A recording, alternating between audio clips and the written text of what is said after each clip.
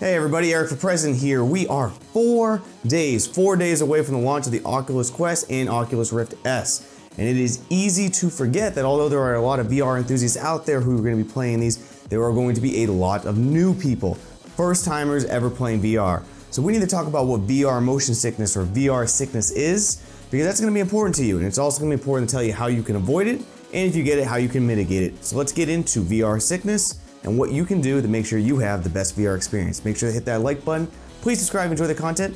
Let's get started. So there are many different forms of VR sickness, and why you may get it or not will vary from person to person. But let's simplify it to this. VR motion sickness happens when your eyes tell your brain that you are basically moving around in a VR world, but your body feels like it's sitting or standing in place, and your sensory information is sending conflicting signals throughout your body. This is the main reason for VR motion sickness.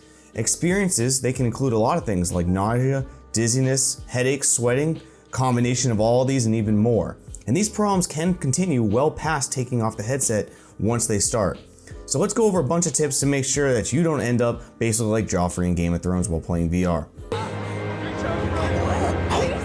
The good news is there are a lot of ways to get used to VR that will mitigate these feelings, as well as things you can proactively do to counteract them as well. Some of these are common sense, while some of these are less.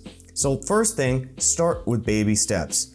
I know you want to jump right into the action as your first VR experience, but start small. Start sitting down to get the feel, and try working around the home screens, the applications, and basically the base apps to get that feeling.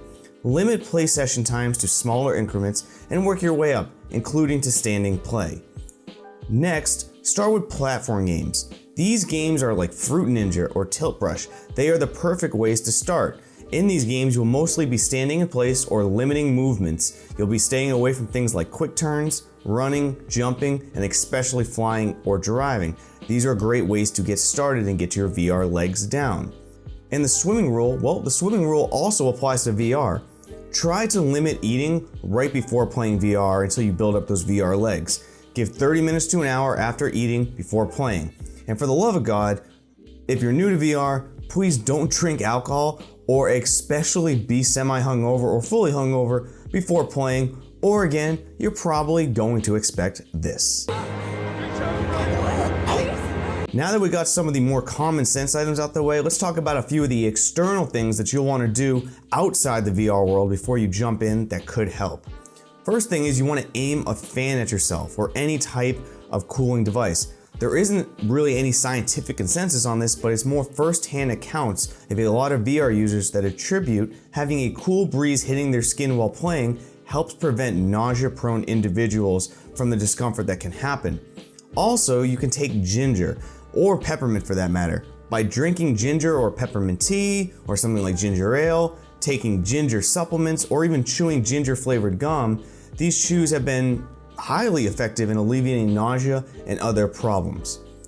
Now, although a little more extreme, and again I will put a disclaimer on this one, Dramamine, which is basically an antihistamine, is also used to fight nausea, vomiting, and dizziness. Although it is over-the-counter medicine, I urge you, and will make this disclaimer, please consult with your doctor, review all side effects and general precautions before ever going this route.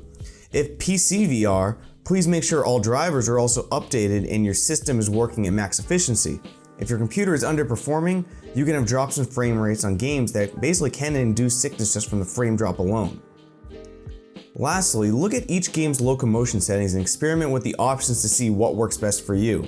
Some people enjoy smooth locomotion, where basically you're using, in essence, a joystick as you move around the world, similar to traditional console games. Some games have a teleport function, where you basically are pointing and clicking around the game to where you'd like to go. There's also other options where you can run in place and swing your controllers to move, and basically it helps you keep grounded. It keeps your body feeling like you are moving to stay away from the motion sickness. Try all locomotion styles and see what works best for you. Now, unfortunately, even with all of these recommendations, and there are more out there as well, it is still possible that you may incur some form of VR sickness. Your best option here is to try many different games to find the one that might work for you, or spend more time just sitting in VR. I highly advise that if you, no matter what, still have motion sickness, racing, flying games, well, or games that really just help you move freely around the area, they may not be for you. But there's still plenty of options out there that are just as fun, that over time you can build your VR legs for. At the end of the day, if you are ever feeling motion sickness or have any type of discomfort in VR, take the headset off, sit down, and close your eyes. You'll feel better soon. And there you have it. Those are some time and tested techniques that can help you in case you do get VR motion sickness the first time you play VR. If you do like this content at all, please hit that like button, please hit that subscribe. The join feature, very important here guys, the join feature is up. Hit it on the homepage. You'll see some amazing perks you get for donating to this channel, but 100% of your donation will be going to the National Autistic Society of the UK. So please, if you can, spare $5 a month, that will all be going to charity. I am Eric for President. We will see you in 4 days for sure at the live stream. More content coming before that. I'll see you next time though. Goodbye.